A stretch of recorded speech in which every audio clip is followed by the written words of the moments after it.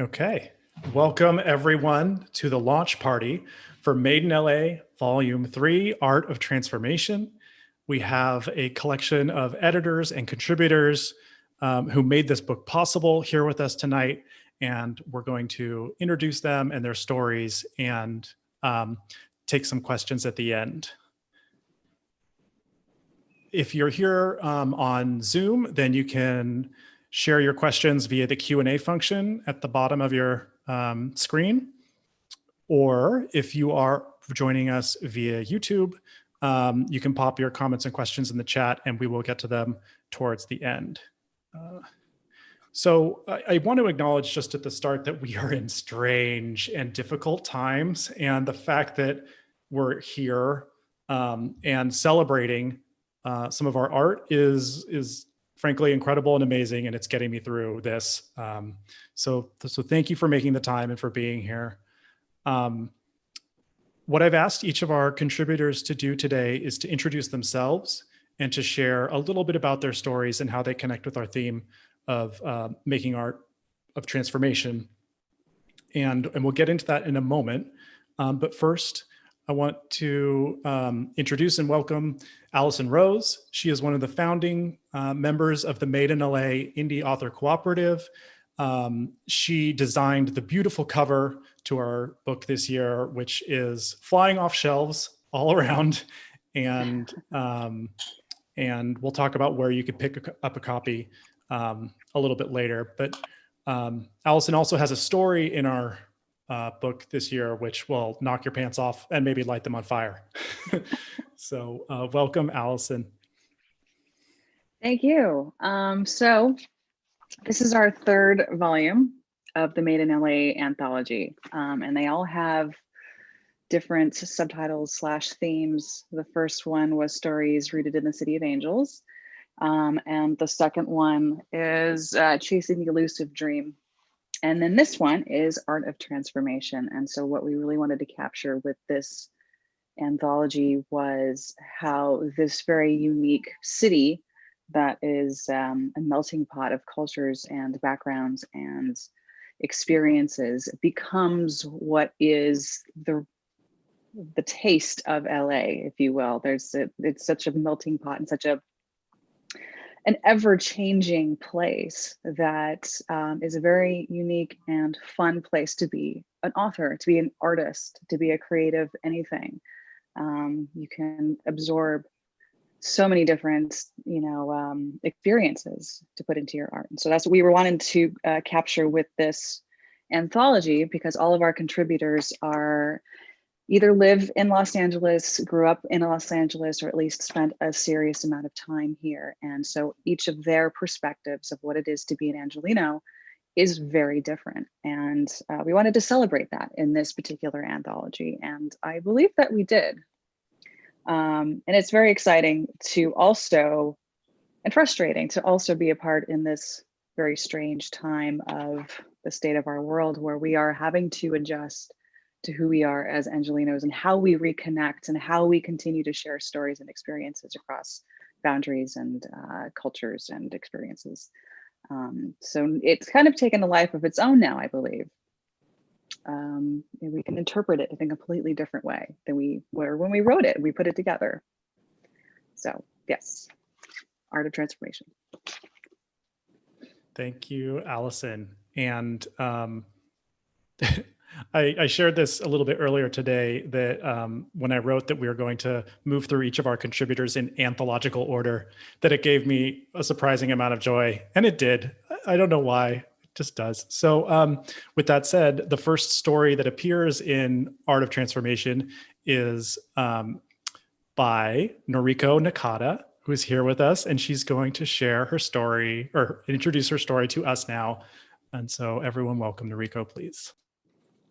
Thank you so much, Cody, and the rest of the team for including me in this special book. So my story is titled Infamy, and it captures a moment just before and just after the whole world changes. So that's a transformation I think we're all pretty familiar with right now. It feels like we're living right in the midst of another one of these transformations. And I'm a little bit obsessed with these moments. Like I'm always on the watch, like, oh my gosh, did everything just change? And I feel like I'm having to recalibrate right now because everything seems to be changing about every 2 days. So March seems like a long time ago. And that was when we were originally kind of planning this launch. And so it's kind of funny to be here and to be talking about stories in these new ways that have now become almost normal for us writers and readers in this midst of transformation. But this story captures a moment surrounding Pearl Harbor. And it's set in the Japanese American community of West LA in the Sawtelle area. And I'm just going to read a couple of paragraphs about the night that the news broke. They were having a birthday party the night of Pearl Harbor. And so this is when, after the news that Pearl Harbor is set in on this Japanese American family. Natasha helps her mother clear the table, carrying uneaten teriyaki and inari and tsunemono, and the beautiful birthday cake cluttered with unlit candles inside. Tonight, on the night of Hiro's birthday, LA is cloaked in darkness, and he never has the chance to make a wish. But before they head to bed that night, Natasha calls her brother into the backyard. No streetlights, no porch lights, no headlights from passing cars. It is a darkness they have never seen in their city, and when they peer up, the sky is a blanket of stars. You could wish on a falling star, since you didn't get to blow out the candles on your cake. Hiro gives his little sister's shoulders a squeeze, and they watch the star-scattered sky until he catches one. He closes his eyes and makes a wish. He tells no one. So that's just a little bit of a taste of Infamy. I hope you all check out Infamy. Your stories are all brilliant. Thank you for sharing them with us. Thank you, Noriko. I love that story from the first time we read it before all of this. And then it kept coming back to it during, as things evolved. And I'm like, this really, it's a timeless story that really resonates now. So thank you for that. And it kicks off the anthology. So that's pretty fucking awesome. So I'm now pleased to welcome AP Thayer. And AP, this is, I think you've been sharing the news online. This is your second reading ever? Yeah. My first one was last night. This is my second one. So claps to you. Thank you. And take it away. Thank you. First of all, thanks for having me. It was really great to be a part of this. I met you guys shortly after the second one dropped, and I don't know, I really wanted to be in the third one, and I'm glad to be a part of this. And my story, the transformation of my story is a little more depressing than some of the other ones maybe. It's actually a failed transformation. And I took parts of what I've seen in the time that I've lived in Los Angeles and my own life here in Los Angeles. I've managed stages for 10 years. I saw a lot of like the industry, and it's a lot of heartbreak. And so I decided to play with that a little bit and turned it into horror. So I'm just gonna do a quick reading of the beginning, and then you guys can read the rest of it in the book. He takes a couple shots before leaving for the club, pops the mollies in the car ride over. 3 because that's how many it even takes. 3 because that's how many it takes to even feel it anymore. 2 more hide in a small pouch in his crotch. Another shot at the club. Another capsule within an hour of getting through the doors. Soon after, he's shaking the last one in the valley between a thumb and index finger and snorting it up his nose. There was a time when the stuff made him genuinely happy. The acrid taste of the post-nasal drip fools him into a shadow of that happiness. The first time had been beautiful. He'd been breathless. Now he just grinds his teeth and sweats too much. He needs some K to balance everything out. Just a bump off someone's car key, then a hit from someone's vape, another drink, and adios, motherfucker. He pretends it's a delicate balance. In reality, he's only saying yes to anything that makes him believe he's interesting, living hard and fast like a Hollywood screenwriter is supposed to. Anything that sells the self-deception. I'll stop there.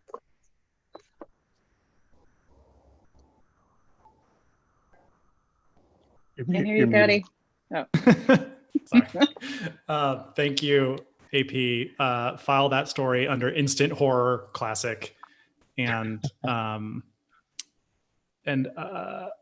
Yeah, I think one of the undercurrents in this volume are those dark moments and dark turns, which your story has, and the next contributor story has a similar kind of vibe going on to it. So I'm going to welcome Rosalind Tukulski.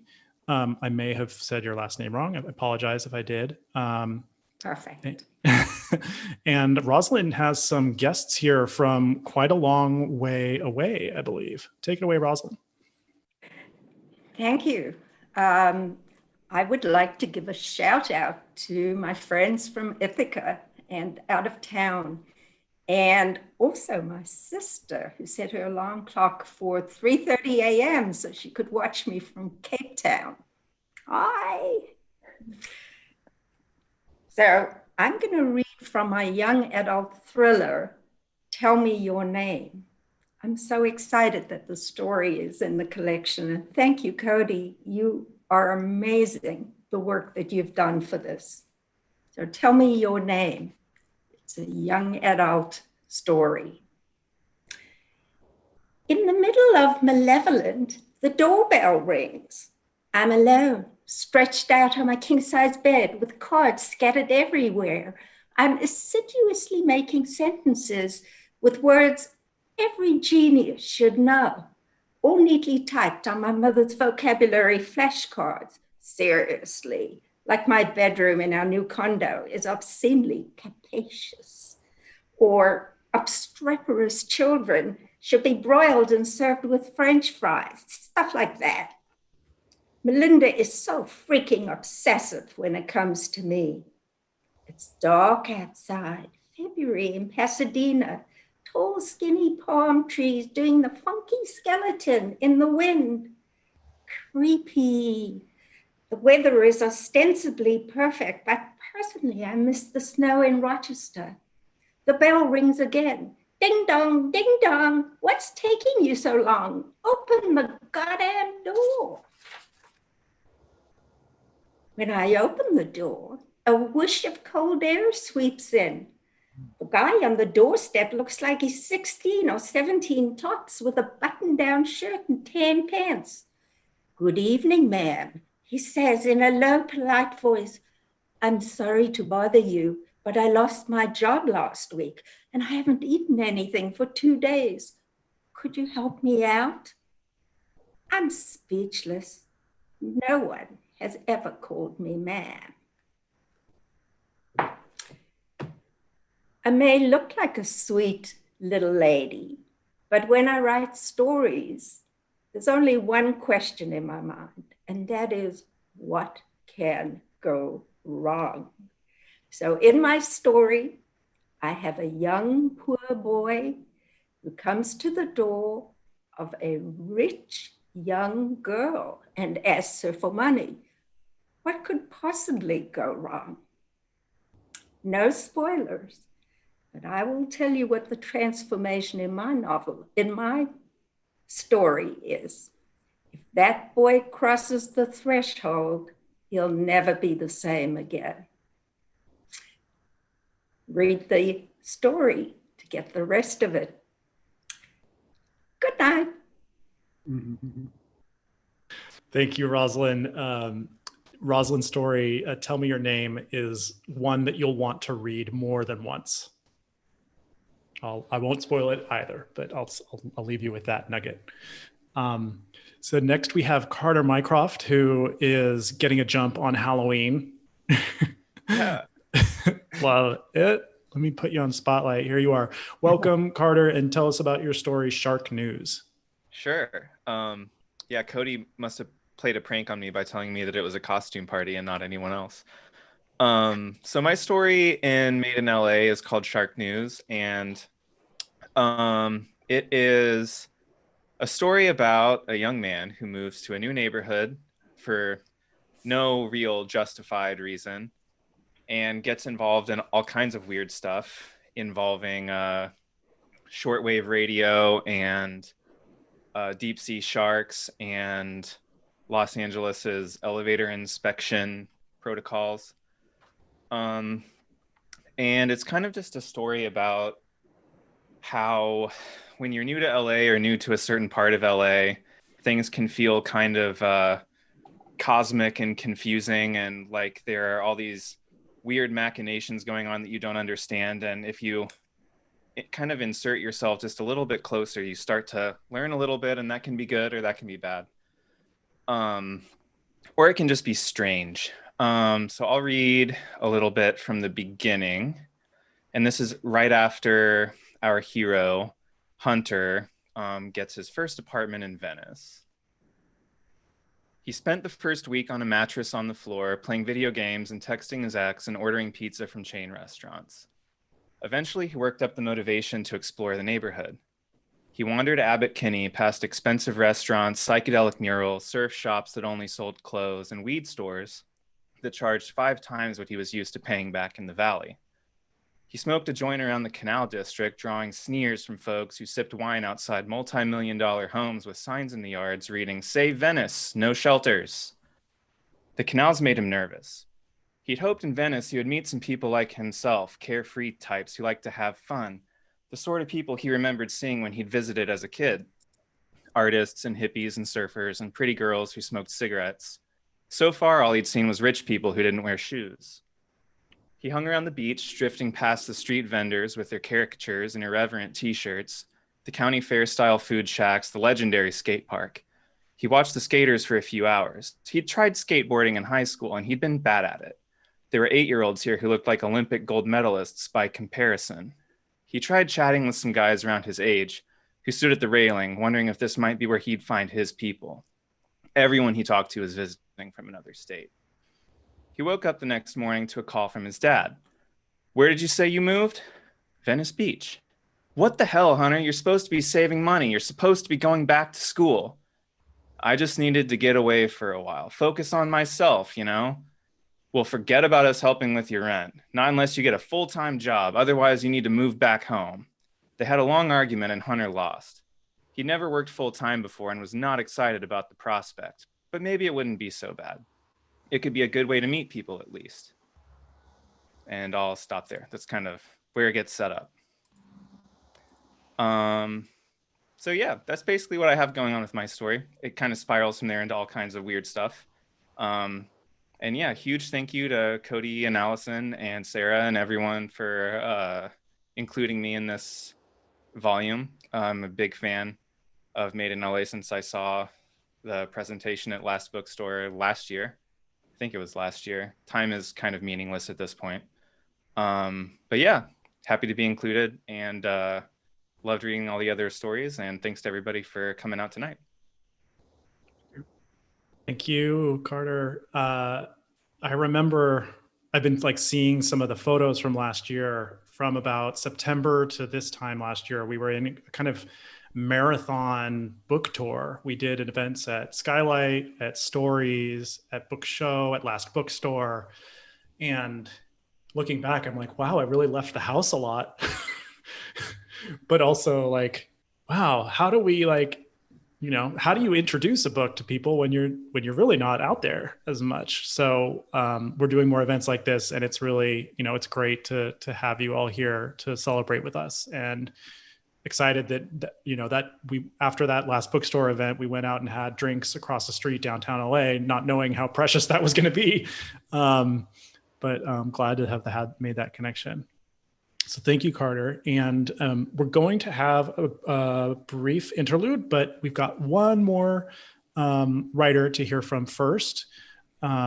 Eric Gonzalez Kramer is now spotlighted so that everyone can see and hear you and your story, which I will say, you know, I don't cry a lot. I didn't cry when reading it, but damn, I got misty-eyed.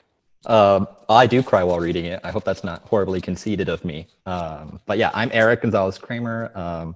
I wrote the short story, The Good Life of Duke.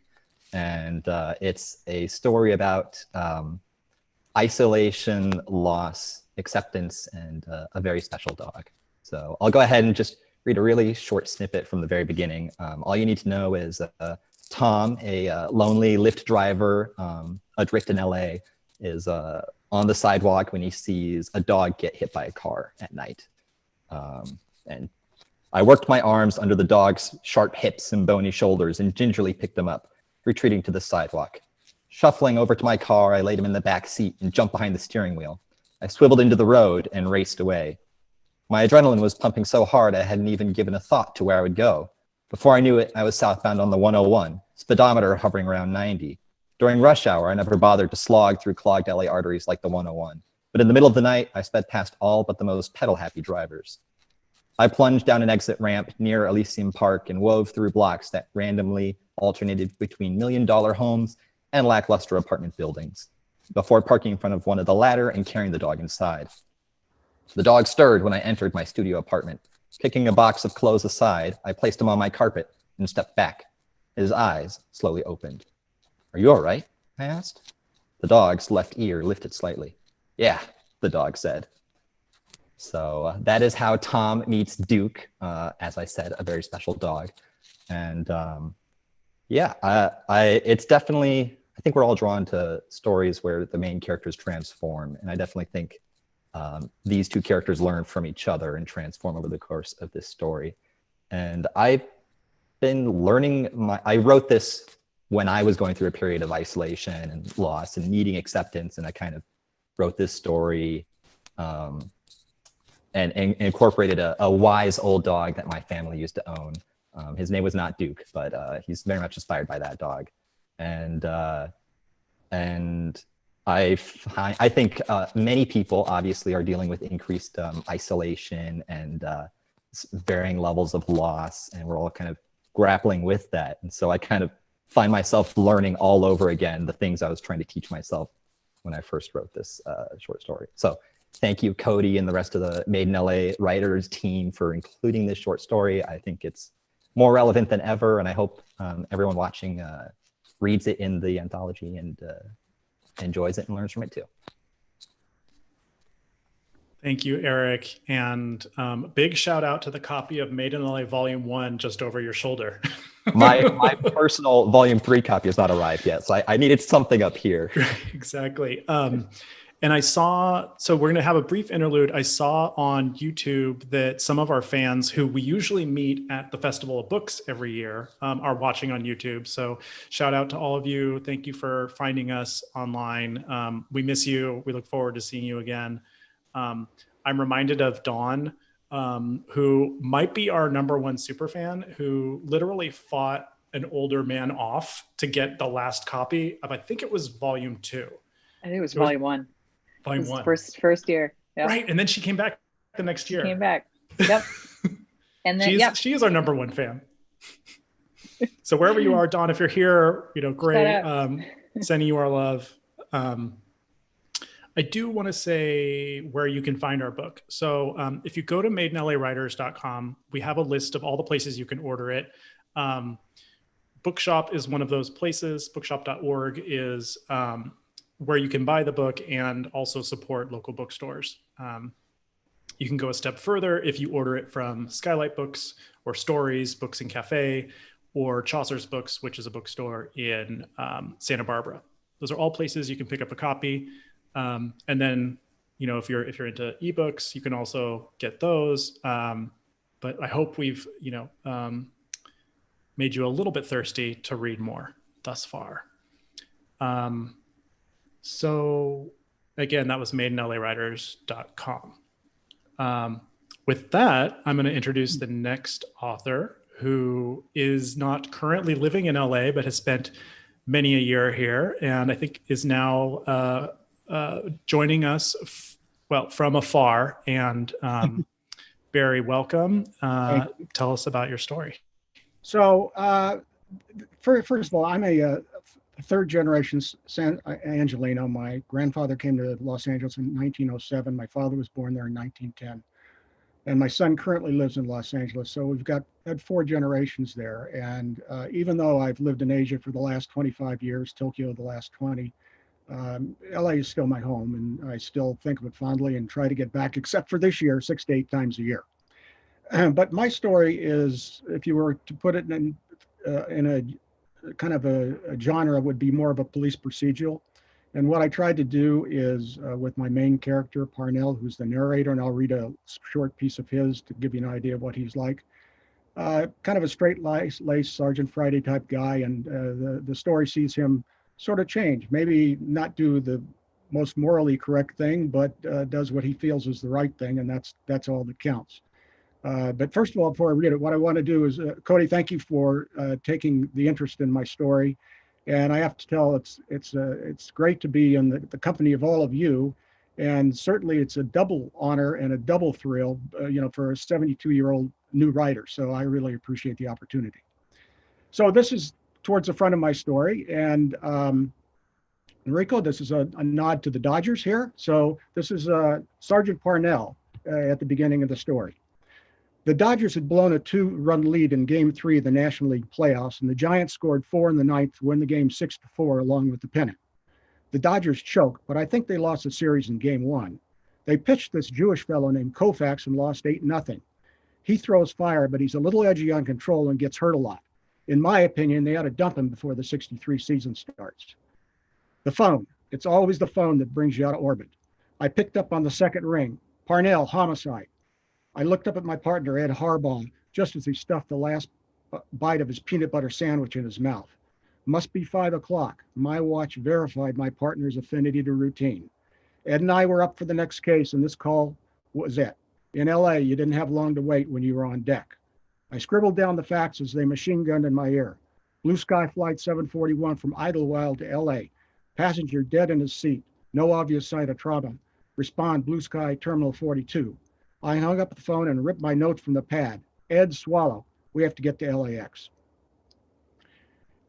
And I just wanted to add to one thing too is, in my reading, I always like reading things that have the location as a character, and that's also what I tried to do in the story. But again, Cody, thank you very much, and congratulations to all of you. Thank you, Barry. And yes, we love when the city shows up as a character. That's kind of sort of where we got our start.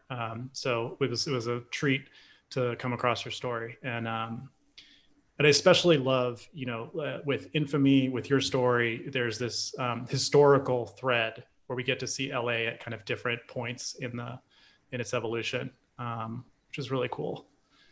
So thank you, Barry. Up next, we have Andrea and her story, Empty Glass, and tell us all about it. Hi, so I'm Andrea Otten, and I love LA. I'm not from LA, and neither is the character in my story, Empty Glass. But first, I just wanted to say that from March until now, we've all had such a transformation, even like, the 8 inches of hair that some of us are sporting now. But I just like the way that we've still tried to stay the family that we would have been if we could have been live and having those drinks after, story. So I first saw Made in LA when I went to see my buddy Andre Hardy read in the first anthology. And I remember watching and saying, I want that someday. So this is a really big thrill. Okay. So the story is a story of transformation because the character is a Midwesterner and, the dream to come to Hollywood, to come to LA. And I always say, like, you come with dreams and you figure it out or you fall. So that's really the theme of the story that I have. And it's a story of transformation from life to loss and possibly death. So I'm just going to read you just a small bit. And also the transformation of this character is from emotional dysregulation and sort of frenetic to real clarity and calm in a very strange moment to find that. Breathing slower, she felt thin and light, a palm frond bending in the breeze, inside spinning, gin toxic and putrid. A shard that had fallen away from her broken glass caught a nearby candle's flame. Izzy smoothed her hand over it, scooped the triangle into her palm, and gently formed a fist to shield it from the world. Finally, she sighed lower, her solar plexus calming.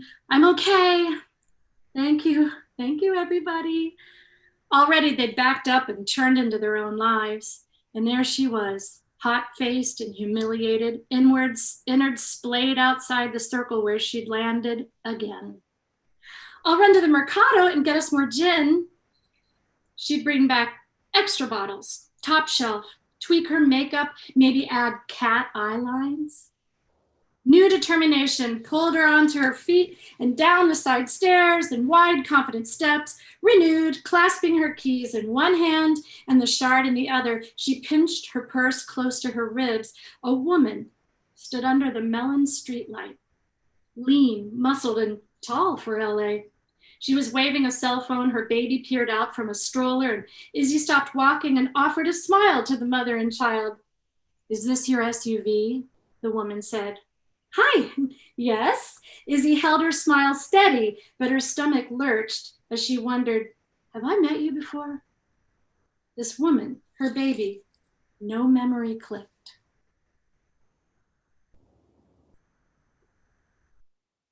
Thank you. Thank you, Andrea. It's like we've come full circle. And what you said about death, you know, it makes a good transition, because at some point in the spring, we noticed as we were, you know, putting them in order, and as Gaby and Allison and Sarah and I were kind of going through the stories again, we're like, I think every single one of these stories has death as a moment or a plot element or a theme, like strongly. And I had that realization kind of at the same time I was doing a radio show with our next contributor, AS Youngless. So we were on Big Blend Radio together, and they were talking, this was like maybe back in March or It was right April. before. Yeah, it was crazy. They were, right you know, they were before. asking us about this, and we're like, yeah, who knows? Anyway, here's AS Youngless. Hello, everyone. I am AS Youngless. This is the second anthology of Made in LA. I was in the last one. I'm sorry. For some reason, I didn't realize I was going to be next, so I was kind of just staring at all the other authors in daydream land, thinking of their stories. So yes, this is the second time I've been in one of the Made in LA anthologies. And in this one, I wrote a story called Unwanted Gifts. And it was inspired because I live on the West Side in West Adams, Baldwin Hills area. And I was watching a lot of Twilight Zone, and just thinking about taking strange, weird stories and plopping them in my neighborhood, which is very active all the time, like most of LA. There's people out tonight, it's quiet, but I also have the windows shut so that you guys can't hear anything. But there's people out and about, and we have these kids. I've been watching this kid across the street learn how to skateboard all summer. He's amazing now, but at the beginning of the pandemic, not so much. So, I mean, there's a bonus. He got to practice every day for 7 months. But my story is about two kids in my neighborhood who are walking home one day, and there's this weird flash. And I actually didn't have a section picked out to read because I didn't realize we were going to be reading. So I'm just going to talk about my transformation. And in the story, as everything happens, as paranoia starts growing because they find this object and it makes them feel weird and they don't know why. But then there's one moment at the very end where one of the characters named May makes a decision that she has to live with forever. And was it the right decision? She's not sure, but it completely transforms and changes her life. And she's just a kid. I mean, I think she's 14.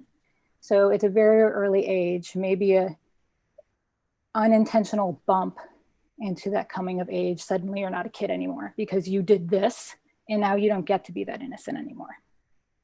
So if you would like to check it out, it's in the third volume, and it's called Unwanted Gifts.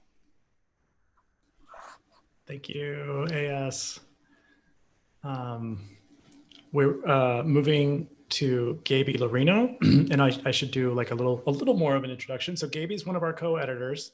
She was with us at the Festival of Books the first time we were there even before we had an anthology, actually, when it was just, some writers trying to say hi and shill our books. So welcome, Gaby. Hi, welcome. Thank you, everyone. We were actually all together when people started asking us, where are your stories about LA? And that's what sparked this whole thing, these 3 beautiful books that we have. And I really appreciate everyone's hard work, getting back to us, working on the stories, changing things that need to be changed so that people who just are readers will totally get what's going on. And I've had a great time doing it.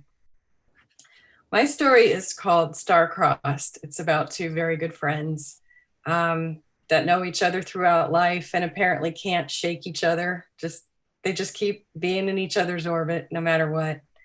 And the quote that made me think of this story is right here. Hopefully it's showing up correctly on your screen. Life can only be understood backwards, but it must be lived forwards. So I'm going to read the very beginning of the story to set it up. And then if you're interested, I hope you'll keep on reading. Star-Crossed, July 2017. Jen knew plenty of people from high school, but Tristan was the one who kept popping up year after year, place after place. He drifted through SoCal, showing up every few months or so with a different gig and a different phone number. Whenever she asked him where he'd been, he just laughed. As Jen sat on the park bench shaded by palms next to the hostess station at Foxy's Diner, her phone buzzed. There was a text from her best friend, Danny. You should Google Tristan before you see him. Crap, Jen whispered as she moved the phone into the shade. She did some search engine magic with Tristan's full name and found a listing with the LA County jail system. Damn it, not again, she muttered. She could feel the heat rise on her face.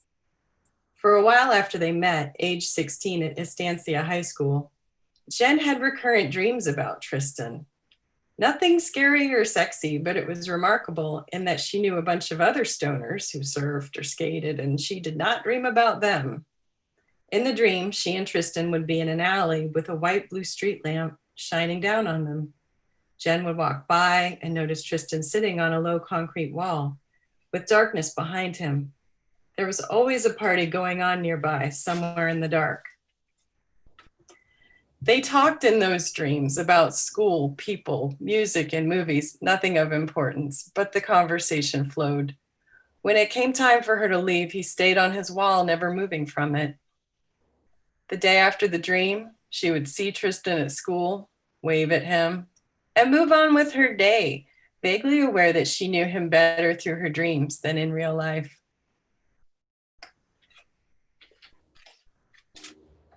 Thank you, Gaby. And what's really cool is looking at your background, I can see some familiar patterns. There are those of you who've been following our Instagram, which is a whole saga. One of the great things that Gaby has done for us with the launch of this book is do like a mini tarot reading for each story. And we've got all of that up there in terms of all of the cool cards. So thank you, Gaby, for doing that. You're welcome. According to my list, I'm next. And so of course I'm gonna just get super awkward and nervous. Would you like me to introduce you? Yeah, Gaby should introduce you. I'm good. So I'm going to talk about Call Us Home. I have a story in here which anytime I sit down to write short fiction, for some reason it skews towards urban fantasy and creepy, dark, weird fiction, and I'm okay with that. And this one was a fun story to write because it basically it's structurally it's a vortex where it has these 5 characters who are seemingly disparate, but when their lives are derailed and start to unravel and transform in a really negative way, they get drawn closer and closer together until finally, they come together in this crisis where the LA apocalypse is underway. And so part of the fun of writing this was like, how bad could it get? another fun part of writing this was that I got to revisit some of the characters I had written about in the past, which are, I mean, they're, what can I say? They live in my head, and it was nice to come back to them. So I'm going to read you just a very short section from Call Us Home. And at this point, it's in the point of view of the character of Salt, who some of you may remember from Salt and the Hellmouth, a story in volume 1. I smell meat. I never cook meat at home. I peek my head out the front door, and the smell is even stronger, spiced with sulfurous, boozy ketones. What do you do when you smell the apocalypse? You follow your nose. I grab my bag and head out to a bike share station that materialized overnight last month near the Red Line station at Vermont and Beverly. I take the line north 2 stops and circle around the Barnsdall Hill, giving it a wide leeway since thar be Munsters. Elsbeth Barker's first and last illustrated novel, Frank Lloyd Wright and the Charmed Menagerie of Hollyhock House, should be required reading. I reach a bungalow in Los Feliz that looks familiar. A baby witch here needed some help a few months ago, as I recall. She was like a magnet for power. There are police cars and crime tape marking off the neatly kept lawn from a matching plot next door. The investigating officer, who I know fairly well, sees me and comes over. She gives me the rundown. There's some blood and a lot of weird witch stuff in the backyard, but no victim, no body, no sign of foul play, aside from some blood on the grass. She leads me around the back where the meat scent is overwhelming, and I see clearly on the grass a message: call us home. When I point it out, the officer raises an eyebrow. She doesn't see it. My mission is now clear. I've got to find the source of all this crazy before it's too late. And part of what I did with this story was kind of dip into a little bit of LA noir, you know, with the detective and with the crime and what's going on. And of course, when I get involved in a trope, I have to kind of explode it from the inside out. So things don't go as planned, but definitely Salt is on the trail of something. And if you want to know what it ends up being, then you should probably read the story in volume 3. You should read volume 3 for many reasons. And the next reason is an amazing story by a very dear writer friend who I'm so happy to be working with throughout this anthology series. I'll let Allison Rose talk about her story, Night of Fires, and take it away, Allison. Hello, thank you everybody for coming. As Cody said, it's been a very fun few anthologies to release and get out, and been on the edge of our seats waiting for this one to come out. So we appreciate you all sticking with us. So my story, Night of Fires, it actually does focus quite a bit on transformation. One of the themes that I love to explore with characters is how traumatic events will affect a person's trajectory, but also their own interpretation of that experience. And you have 2 people in the same experience, and they're going to have a different interpretation of what happened. And what's can be interesting is how we choose to change that experience for ourselves, whether it's to help ease the pain, or it's to help ease guilt, or what have you. And so my story, Night of Fires, is about 2 sisters who are reliving the night that their childhood apartment building burned down. So one of the sisters, the eldest sister, who is the narrator of the story, she was not there that night. She snuck out to go for a sleepover, and the younger sister had managed to escape, and both of their parents died in the fire. So the eldest sister decided to write a memoir about her experience. And she's, at the beginning of the story, been invited by her younger sister, Leah, to be on a journey from what the younger sister's perspective of what happened that night at the fire, in order to kind of beef up her own, second novel. And as it turns out, maybe the experience actually isn't what you think it is, as Catherine, the elder sister, discovered. So I'm going to just read a brief part of it. Leah, who's the younger sister, Leah volunteered little information to all the frenzied, probing investigators who wondered how the 10-year-old escaped unharmed. But I knew her better than they did. At least I knew the version of Leah before the fire. I knew a little sister who begged to be involved, insisted how she was cool enough, brave enough, mature enough to keep a secret. Leah was a decent kid as far as siblings go, but it would have gone completely against my objective to take her with me the night that I officially hit my preteen rebellious streak and snuck out of the apartment to attend a friend's sleepover.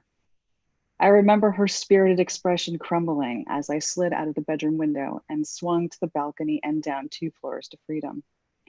I couldn't be sure if Leah had broken faith to betray our pinky swear of silence, but something about that fire forged a more resolute version of my sister, creating an exterior unyielding to the prying authorities.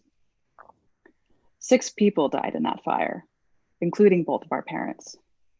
Leah would have made 7 had I not woken her in the process of executing my getaway. Thanks to the sleepover, I was nowhere near the scene. A fact that at one point filled me with a sort of survivor's guilt, the kind that gnaws at the back of the mind, begging to be noticed if only to alleviate the irritation. In the time since, I found a way to channel that guilt into a memoir, a stunted and incomplete account, according to the literary review section of Los Angeles Magazine. Those subsequent 17 years should have been enough time for Leah to make peace with her trauma, to find solace in something other than unrelenting bitterness. Instead, her memories fed a growing impatience and a combative temper that compounded to the point of bursting. All this time, Leah dangled her full story inches from the noses of storytellers thirsty for a juicy tale, providing little more than the specifics detailed in the news articles and local blogs. I knew my own side, and I knew what was public record, but I could never crack the code of what Leah knew. Those withheld details were fuel for her emotional conflagration, just as our childhood apartment building had been to the fire. Then, one night, in the middle of a summer heat wave, Leah finally erupted, and I had been invited to capture the moment. So that. Don't think you know where the story is going, because I love a good surprise ending. And your story builds and builds and builds to that final moment, which is so awesome. So yeah, I feel like people are going to close this book and they're like, where's volume 4? And hopefully we've inspired you to read it. Hopefully we've inspired some of the writers out there to be part of this. We love reading stories based in Los Angeles. And Gaby will say a little bit more about kind of our plans next. We do have time for a couple questions if anyone has one. And I know I'm just taking a look over at the YouTube channel. There's a lot of people watching us there who have found us at the Festival of Books before and who are interested in writing stories for us. So that's cool. But yeah, any questions? I mean, we were last together in March and we had a really long discussion, and here we are again.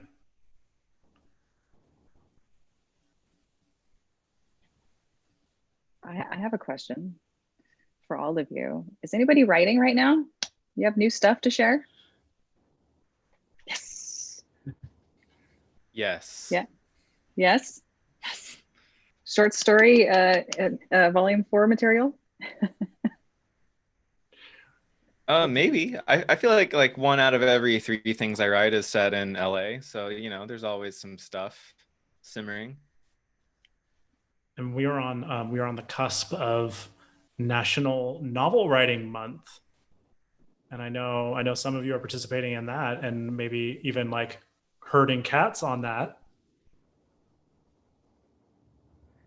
I hope if you are doing NaNoWriMo, I made a really bad snap decision to participate this year because I got the story nugget just stuck in my brain, and now I've got to write it out. So I'll be there with you.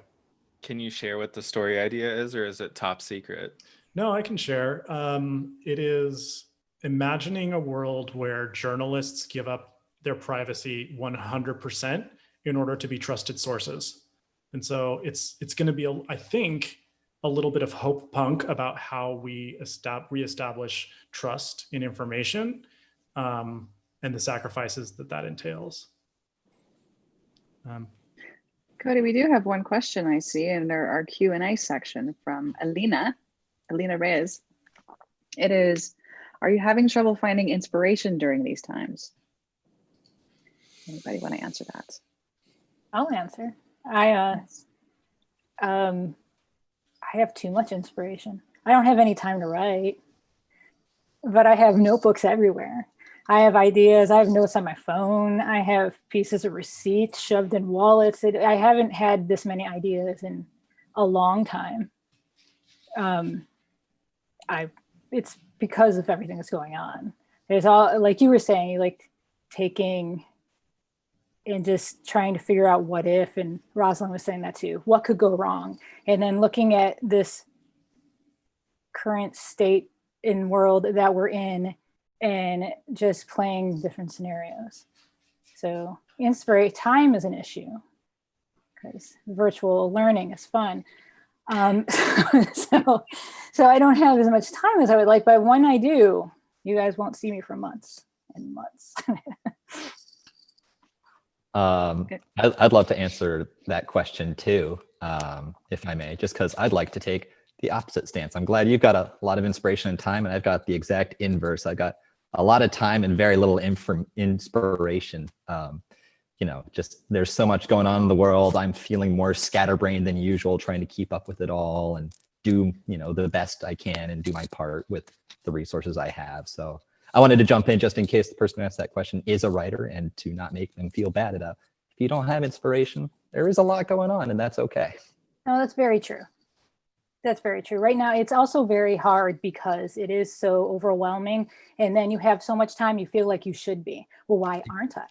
Yeah. So even when I do have time, there's days that I don't write, even if I do, because I'm tired. Yes. I'm just levels upon levels of tired. And for me, more time is not proportional to more pages and good stories. It's not. It's not at all. If I can jump in, I've been enjoying revising right now because I think it takes me back to the world of when I was writing before what's going on. So that's felt like, okay, that's a world I know, and that's a place I'd like to insert myself back into. And also I'll be carving and working on a sentence, or I'll have a new idea, and then I'll look over at the kids and I'll be like, please take this speaker wire out of your mouth. Right when you're in the middle of creating, but wow, it is such a challenge. But I'm enjoying that. And then the other thing I'm doing is working with groups, working with friends who write, and us giving each other our stories and doing sort of what I guess I'd call just a makeshift workshop. But that's such a togetherness that I've needed. I'm a super extrovert. So that's helped a lot. And that keeps me writing because I want to be writing with them. To me, the trickiest part inspiration wise has been having to learn to be able to be creative in one place, which is like the place where you are all the time. I've always done most of my writing when I'm somewhere else, when I displace myself a little bit, either when I'm traveling or even just at a coffee shop or whatever. So having to train myself to be able to sit down and get in the same zone when I'm just at my house at the computer where I do my day job all day anyway. It's that's kind of the struggle for me. And I've made okay progress. I've learned to do it a little bit, but it's it's never as good, and I'm as this whole pandemic situation continues, I get more and more nostalgic for like what Cody was saying. It was just a year ago when everybody was getting together at the bookstore, and I was going out and writing with my friends at wherever all the time, and it's man, it starts to wear on you a little bit. I think that's okay. as creatives, we have to like acknowledge that like these aren't ideal situations and you got to give yourself a break a little bit. Yeah, I agree. I'll jump in for a second. I wouldn't say that my inspiration is up, but because every day is such a routine and a chore, carving out time to write has become almost second nature. I basically have settled into this routine and have been doing the exact same thing for 7 months now, basically. So I've actually been getting a lot of words done, a lot of stories finished, a lot of drafts finished, but it feels super clinical. Like, so I definitely wouldn't say I've been inspired, but I've been productive, I guess. I agree. Can I speak? We hear you. I find that I've done a lot of writing, that the silver lining is that there's just time to write, because so much of what I used to do now happens at home and I just have time to write. One of the benefits of being older, I never thought I'd say this, is your children are grown and there's time to write. I don't have to homeschool people. I don't know how young people are managing with kids. I also wanted to ask Cody, what is the theme of volume 4? That is a good question, which I'm going to defer because, well, for various reasons, but Gaby's going to talk a little bit about what's coming next. But I did want to say to Noriko, you've written a few times now, I think Breathe and Push, some blog posts and articles about being creative in such a difficult time. I found those very validating. Oh, thank you so much for reading. Yeah, this week's was Writing Through Despair. And I referenced Alexander Chee, who has a great essay on writing through despair. And yeah, I'm doing National Novel Writing Month with my 8th graders. 150 Yes. 8th graders are doing it. You can too. And it really, having to convince them to do it helped convince me that I can do it. So I'm actually doing a little bit of a spin off of the Nakamura family. There's a ghost that lives in the boarding house. And so I'm going to write this year's novel from the ghost's perspective. So we'll see how that goes. I needed to escape to a different world. So I couldn't do realistic fiction right now. It was just too close. So we'll see. I can't wait to hear that voice. We're running up against the hour. So Gaby has a few reminders to us to close us out. But thank you, everyone. Thank you. I want to just add that we're all having to process a lot of things emotionally during this time, whether it's because of social justice issues or health related issues or whatever's come up in our lives. And so we're kind of living it now, and I think we'll probably write it later. But I'm Gaby Larino. For those who don't know, I'm one of the editors for Made in LA Writers. I want to thank everybody who participated today and everybody who tuned in. We really appreciate it on any given day, but especially that you're tuning in now during these very weird times that we're having. If you want to purchase this book or give it to others during the holidays, especially, Cody let us know earlier, but I'm just going to reiterate, you can buy them in person at Skylight Books, at Stories Books and Cafe. Those are in Los Angeles proper. And now Chaucer's Books in Santa Barbara is also carrying Made in LA Art of Transformation. And then I put in the chat box the bookshop.org link to our books so that hopefully if you need it to be delivered, you will use that service. It's good for the little guys, and that's who we are, since we're not the big publishers and big names yet. Of course, we want you to remember to support, even if you don't buy this book, to support local booksellers. It's very important on any given year, especially this year. And another thing that we'll ask, we're going to make a plea to you, is that if you do read this and you do like it, please write a review. A lot of people think, oh, someone else will do it. Hardly anyone does it, but we're small and we're kind of trying to gain momentum. We really appreciate it. We haven't been able to do the events that we always do out at bookstores and at the Festival of Books. We really love interacting with people one-on-one. Can't do that right now, but we appreciate any recommendations you might give to other readers or word of mouth, however you would like.